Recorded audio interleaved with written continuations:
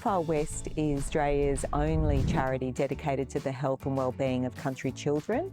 One of our founders was a Methodist minister from Cobar, and in 1924, like many country people did, he came down to the city for medical treatment, and he was recuperating here on Manly Beach, and he and his wife thought what a wonderful place to bring country kids to the sea, often for the very first time, especially back in 1924.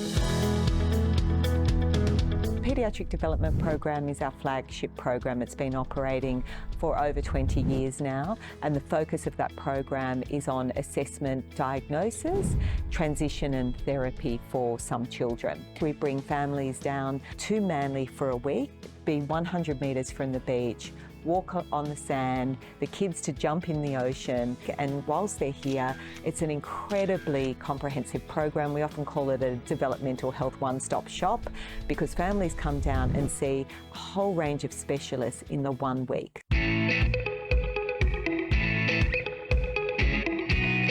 The medical specialist and the allied health team work together with the family and also the school to get a really full picture about what's going on for the child.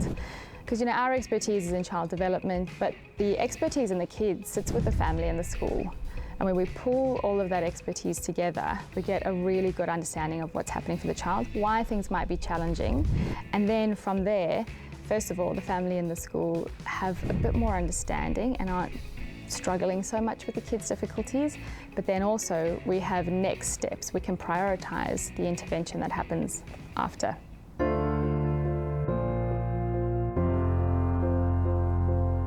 What I love most about this role is, I guess, being there for families. Families come in without any hope, without any enjoyment in their children, with lots of negative, horrible feelings. And the children do too. The children who come in so disenfranchised, so lost, and they access these amazing therapists, the team, and they have such a fantastic experience that they go home and they feel great about themselves, feeling proud of their children again.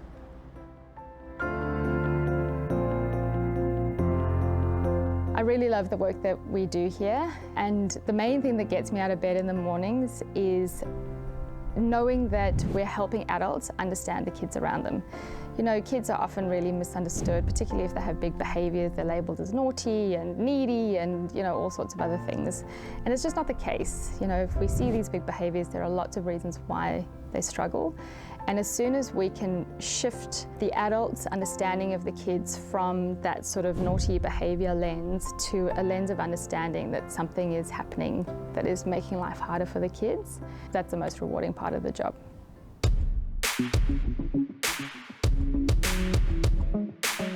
The point of difference about Royal Far West, it's unique. There's nothing else that takes the family on that journey through assessment, diagnosis. So rural and remote families have no other option. They have got extraordinary waiting lists to see a paediatrician. There's no other multidisciplinary service where you have input from other allied health professionals, psychologists, paediatricians that really do support their family, as well as the social workers and the other ancillary staff that make sure that family has a wraparound experience. And they're not just diagnosed and assessed and that's it, bye-bye. There is a service that continues wherever possible to support them.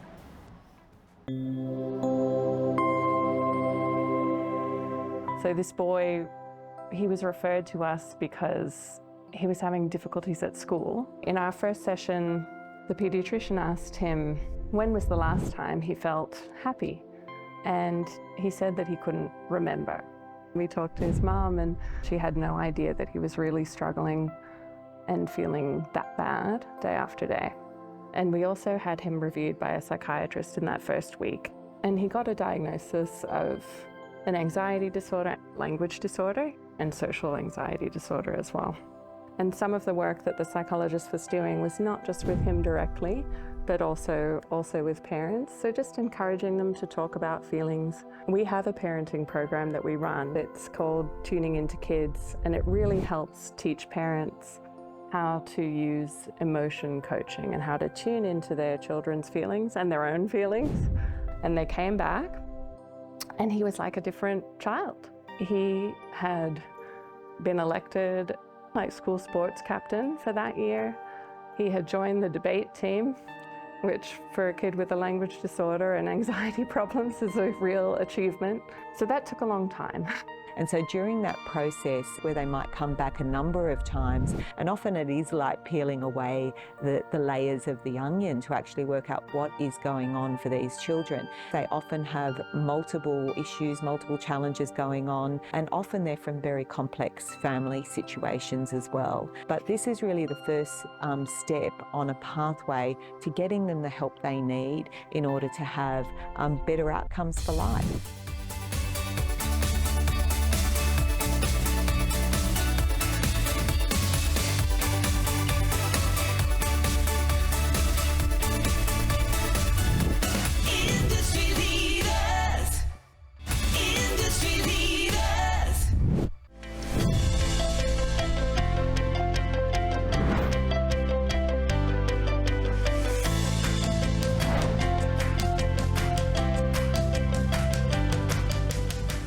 Royal Far West operates in New South Wales, Queensland, remote parts of WA, and just this year we've actually started work in our first Victorian school as well. We have three main services, the first being our child and family services, and that is our assessment and diagnosis and therapy arm for children with complex needs in New South Wales. The second is our schools and early years services, and that service is growing nationally, and it's working in schools and preschools to deliver allied health wraparound supports that are largely driven by telehealth. And the third thing that we do is community recovery and supporting children, educators, and parents and carers to recover from the terrible natural disasters we've seen in the last few years.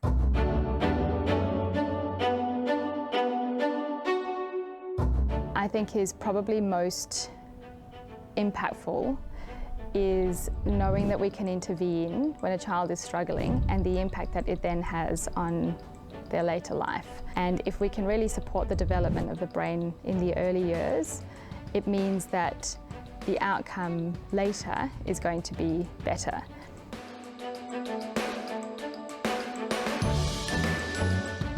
The most extraordinary experience of watching a family develop, a family understand their child's journey and to embrace that journey. And I'll leave it to Pauline to tell you her story.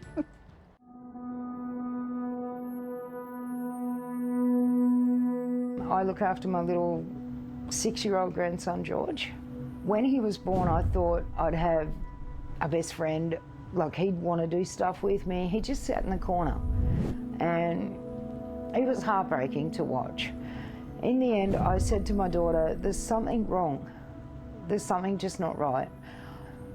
He'd throw stuff constantly. I couldn't get him to speak. No matter how much I tried, he just wouldn't interact with anyone. And then all of a sudden, I'm pushed in the deep end to raise this little boy with autism. And some days I just think, oh look, I'm done, I quit. But I won't ever do that. And we've been coming down here because we can't get any help. You go on a waiting list for 2 years, 3 years. I couldn't accept that. So I pushed and we got in here. So he was fully diagnosed with autism level 3, ADHD, sensory overload processing disorder, and dysregulation mood disorder. So he's got quite a few complex issues. When we first came down here, he wouldn't have come inside. Our first therapies, they were a nightmare.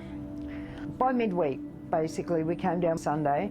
By Wednesday, that little boy, he was able to say, Mimi, Mimi. He hadn't been able to say that. Mummy, drink. A few little words, and it was beautiful, and that was all thanks to the speech therapists here. George has got very weak coordination, so they were working with his fine motor skills as well. So there's been a lot of difference with him. From my point of view, what the Royal Far West has showed me that it's not about George understanding us, it's about us understanding George. Some days he'll pick a flower and give it to you. but other days, you know, he can do the most destructive things. The Far West has given us plenty of strategies to work with him.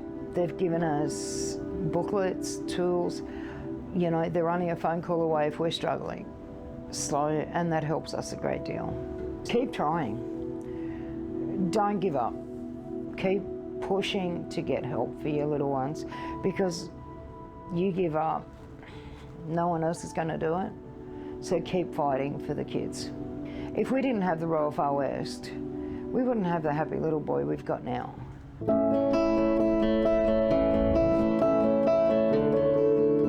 Royal Far West goes where other services don't go. We plug the gaps where families have no other access to any other service, and that's the difference. Feet in the sand, heart in the bush, I believe is our motto, and that we absolutely follow that.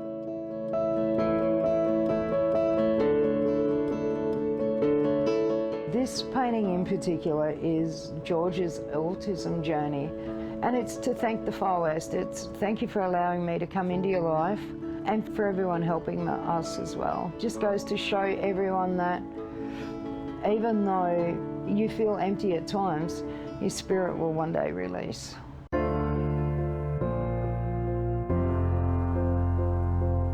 At Royal Far West, we need help from donors, supporters, partners, sponsors to enable us to reach more country kids. About 20% of those children Aboriginal or Torres Strait Islander, about 13% of those children are actually in out-of-home care, and so there is a lot of complexity there.